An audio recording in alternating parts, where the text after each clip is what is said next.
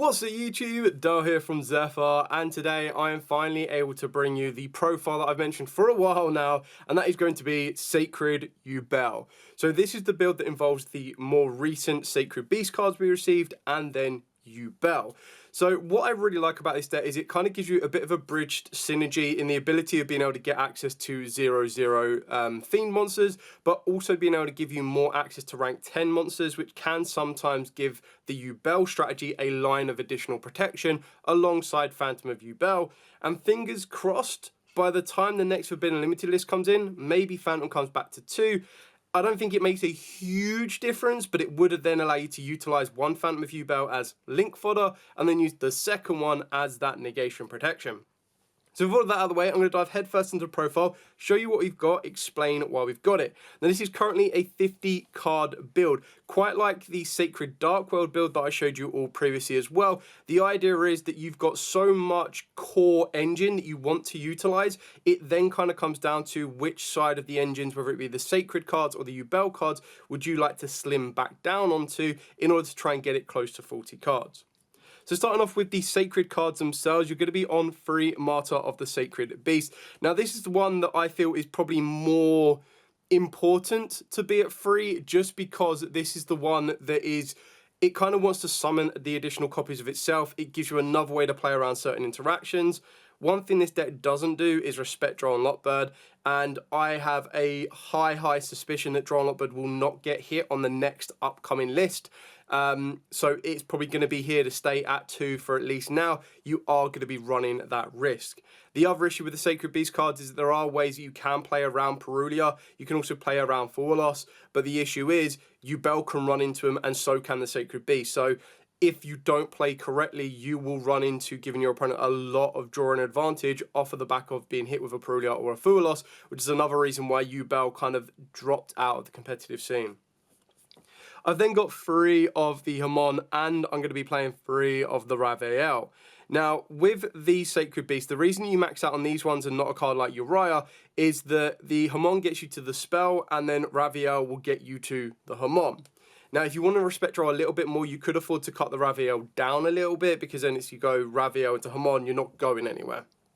But they are still very important. It is all down to consistency. Like I said, this is a 50 card build because you play so many consistent pieces that search one after the other. But it is one of them builds where you're really wishing you had a 40 card build if you get hit with a Draw and Lockbird, and that's just kind of pros and cons to the way you want to approach it.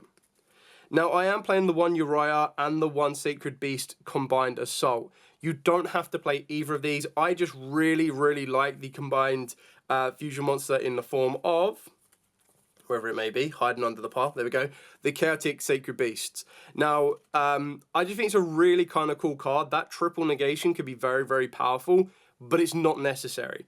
If you wanted to open up 2 slots in your main deck, you could afford to cut the Uriah, but then I feel it's not really a Sacred deck if you're not playing all 3 of the new Sacred Beast monsters, but that's just me. So this is a completely cuttable option. The idea is that Uriah gives you that ability for another search and another discard, and then the idea is that you discard the trap card. The trap card is then in the graveyard to banish to special summon out the Chaotic Sacred Beast, and it could also be utilised on the field to summon you out the Sacred Beast monster you might be missing in order to complete the summon of the Chaotic Sacred Beast during your opponent's turn. So there's a lot of utilities in there, but they are technically bricks because this is only going to search out this, and then once you've done that, you're not really getting huge advantage. Now, unlike in the Dark World build where the discards is your main port of synergy between the two, that's not the case with the Sacred Beast version of this one. With Yubel, is the idea is you're going to get discard fodder to put your cards like Yubel in the graveyard that you're then going to be able to cycle back. They're not huge usages in your hand, and another way that you can kind of utilize it is that as long as you've got 2 0/0 Fiends in the grave or the hand, you can go into Phantom of Yubel. So that's something that I would advise you trying to aim to get to earlier rather than later where at all possible, because then that will give you a line of insulation against Draw and Lockbird. The final Sacred Beast monster we're playing is the Summoner of the Sacred Beast. I just think this card's absolutely, apologies, absolutely insane. So the fact of the matter is that this has ways of being able to summon a Sacred Beast from the hand, from the graveyard. It can come back from the banish zone. I feel that 1 is more than enough because of how good the search spell card is. The search spell card is bonkers. So the search spell card of Sacred Beast Release, adding 3 Sacred Beast monsters with different names from the deck to the hand and then discarding 2 cards. If it's in the graveyard, it's set to turn it with center. You get to banish it to add a level 10 Pyro, Thunder, or Fiend monster that cannot be normal summoned or set from the deck to your hand. Now, sometimes this can have a little bit of synergy depending on what Yubel monsters you're playing, because some of them can't be normal summoned or set, but remember the levels are very, very specific. So you're not really going to be focusing in on that. The whole idea behind this is it lets you search out Sacred Beast. Now the biggest disappointment is that one of the best cards we used to play in Yubel that we probably still do is Dark Beckoning Beast, and it's not a Sacred Beast. So a little bit of annoyance on that one. But the idea is you see Sacred Beast release, you then get direct access to Hamon, Uriah, Raviel, even Creator or Martyr. You've got direct access to any single one of those that you want to get access to, and that then increases your plays. So very, very powerful. The search is what you're aiming to do. The discard can help you out by putting your Yubel cards in the graveyard, but more times than not in scenarios like that, again, if you're fearful of Droll and Lockbird, you don't want them in the graveyard. You're just going to want to make your Phantom of Yubel as early as possible. If you don't care about Droll, you go, cool, search, discard those two, put those two 0/0 fiends in the graveyard, put them back into deck, get your Phantom of Yubel. Happy days, you've got your line of protection from the Biru as well.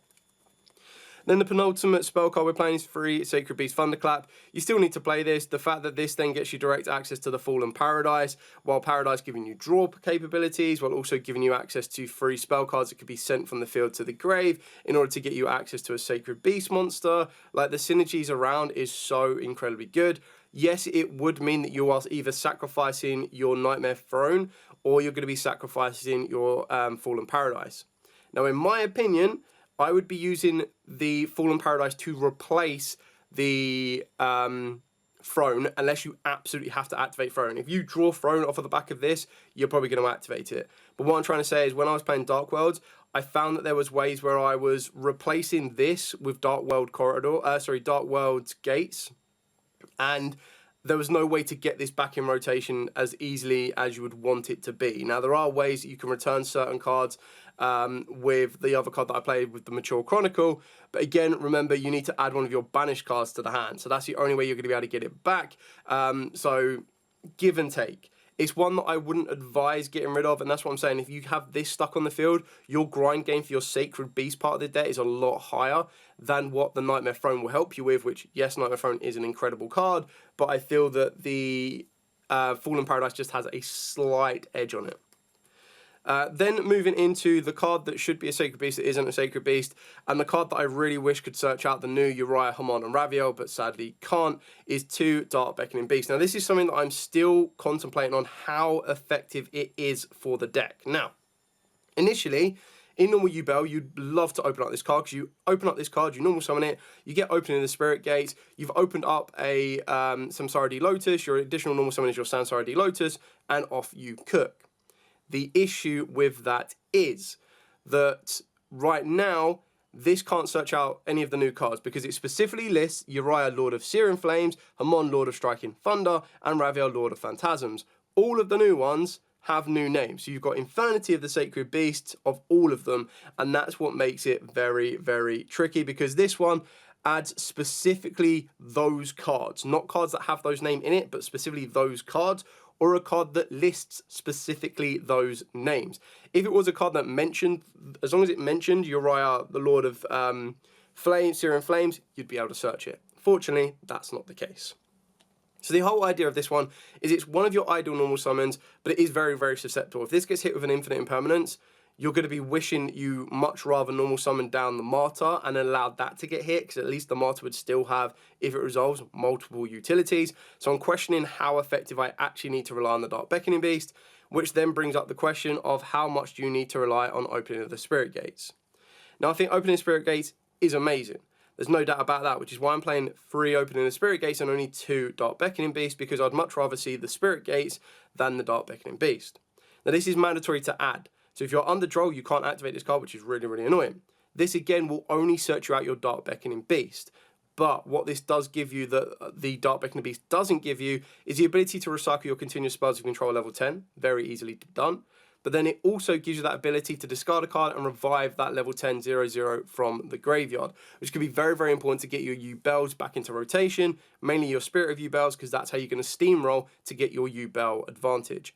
It's a card that I think is kind of necessary. I'm still trying to figure out if I can play without it. It would save 5 spots in the main deck, and then once you take out those 5 spots, you're 5 away from making it into a 40, and then that's when you can start to utilize other cards like the Moral Charm Forward Loss, which, spoiler alert, I'm not playing in this deck, and I'll explain that when I get to my non-engine again.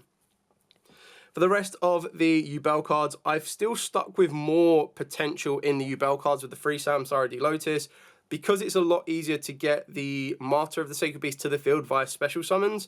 Yes, Lotus can still be special summoned, but being able to normal summon the Samsara D Lotus puts my opponent under a lot of pressure and will bait out an Ash very early, or vice versa. If the Sacred Beast card baits out the Ash, then I know the Samsara D Lotus is going to resolve, and when that resolves, I get access to Spirit of Yubel. When that resolves, I then get Nightmare Pain, and when that resolves, I then get access to Yubel and Grey Skirmer, so it steamrolls very, very fast.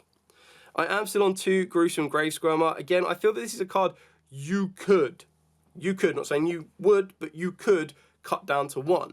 And in doing so, by cutting this card down to 1, it opens up a bit more space for you, or kind of gets you closer to that 40 card goal, but it's still incredibly important. Having this as a discard is absolutely fine. Discarding this and a Yubel card, or a Yubel monster, happy days. It can still be used as a very, very good extender. It can still be used to dodge certain target effects on some of your Yubel cards. It is entirely up to you what you choose to use it for, but I feel that 2 is that safe bet. I feel that after more and more testing, it could be slimmed down to 1. Then I've got 2 Spirit of Yubel. I would love this to be played at 3. I really would.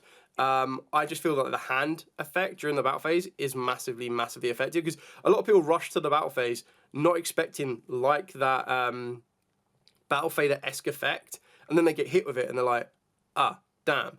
And suddenly that one set card you had on your field that wasn't going to do anything is massive. Or suddenly that one Nightmare Pain that was face up on the field that wasn't doing anything does a whole amount. So I really like it. 2, I think, again, is that safe line. I feel and understand that 3 is too much. I feel that 1 is not enough. So you're kind of in the sweet spot here. Then got the 1 Yubel and the 1 Yubel Terra Incarnate. Now, again, you don't have to play Terra Incarnate. I just think it's one of these ones that a lot of people don't expect it in a Yubel matchup, and shout out to Carlos on this one, because he gets me with, not this one anymore, but the odd time he'll get me with the Unending Nightmare, because I'll be like, right, okay, cool. This week, he's not playing the Unending Nightmare. Get rid of it. No Unending Nightmare enters the field of play. I'm like, cool, great. Then the next locals, I'll be like, right, I'll do it again. Get rid of it. He's not playing Unending Nightmare. And then the next thing I know, Unending Nightmare. So it can be one of the ones where a lot of people expect it and then play around it. There'll be ones where a lot of people early stages won't expect it, get hit with it, and they're like, right, I've got to deal with this card now. I still think it's worth playing. I personally like playing it at 1. It's not a card that I would consider cutting down. I feel that there are other cards in this build that I would cut down first to try and get it to 40 than the Terra Incarnate. Then I play the 1 Nightmare Pain and the 1 Mature Chronicles. Some people play a 2 and a 1. Some people play 2 and none. I like the Mature Chronicles because this gives me direct access to a super polymerization. It lets me destroy cards. It lets me revive Yubels. It also lets me get back my banished cards. There's just a lot that it can do that could be very, very effective for me. 1 Unchanged Soul of Shavara, and then the 1 Escape. I personally feel that I might change this to Chamber. I feel that Chamber is a little bit more effective if you are expecting Field Breakers to be running around. I do like this as another option. The only issue that I had with this is that you need to have that Unchained monster you control. So the only time you'll ever want to resolve it is if your Rage has been negated, which does come up. A lot of people are now playing around the Rage into SP because that combo is busted. Like, take away one of their opponent's special summon monsters, go into an SP to target Banish, it's very, very effective. So maybe Chamber is the better option for you on that one. I do like Chamber. It just kind of comes between one or the other, and this is just going to be opened up to personal preference. Then we have 3 Nightmare Throne. This is your bridge for everything. So take a Fiend monster with 0/0 attack from the deck and add it to the hand or destroy it. Now, I'll be amazed if you're going to be destroying it in the early stages. In the later stages, a little bit different because you can destroy your Yubel, and then your Yubel specials can be very effective for you. But the fact this lets you search out 0/0 Fiend gives you access to Martyr, so that's your Sacred Beast access. It gives you access to the Dark Beckoning Beast, whether you want to play it or not, but you'd only do that if you've already opened up Martyr or the Samsara D Lotus, and you want to be a little bit greedy. And then obviously the float effect of being able to get into other Yubels every time one of you, or the first time one of them leaves the field via an opponent's card effect is massive. And because this is so important, we do play the 1 Terraforming. 99.999% of the time, the Terraforming is searching out your Nightmare Throne. You're very rarely going to be searching out the Fallen Paradise, but there might be that odd chance where that does come up. Then for the non-engine, I'm on 3 Ash Blossom, 3 Dominus Impulse, 2 Dominus Sparks, and 1 Super Polymerization. So I felt that the build couldn't be all gas. It needed some non-engine interaction. Now, I choose not to play Mole Charmy Full Loss in a deck when my deck goes above 45 cards, and when a deck doesn't have another direct use for it.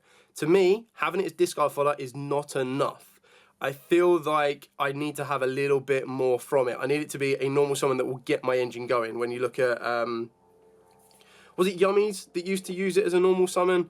But the idea was I kind of felt that I needed it to do a little bit more for me. So I decided not to play it because I was like, if I don't see it, and if I'm playing a 50 card deck, my chances of seeing it are a lot lower. I'd much rather play a wider range of balanced cards that I can use going first, going second, turn 1, turn 2, turn 3, turn 4, a little bit more effectively with these cards here. Now, I fully understand if you're on a bit more of a budget, these 5 cards here are going to be a lot harder to get access to. So straight away, take away those 5, take away your Dark Beckoning Beast, you've crushed your deck down to a 40 card deck, and then all you need to do is find those 3 slots in order to put the Mole Charmy Full Loss in, because at 40 cards, in my opinion, it's a no-brainer that card is in the main deck. So again, personal preference on this one, budget allocations, it of course will come down to it, decide which is the most effective for you and which ones you want to use the most. The one Super Polymerization, just because it's very easily searchable, and again, space. Someone made a very good point to me the other day. They were like, in certain scenarios, so in the main meta right now, certain Super Polymerization targets in the form of Garura and Mud Dragon aren't anywhere near as effective, okay? And yes, I'm fully aware that Dominus Impulse and Dominus Impulse clashes with this guy right here. Use a bit of common sense on that one. Like, if you use Dominus Impulse, you can still play without using Creator. It's not one of the ones where I just wouldn't play Dominus Impulse because of that card.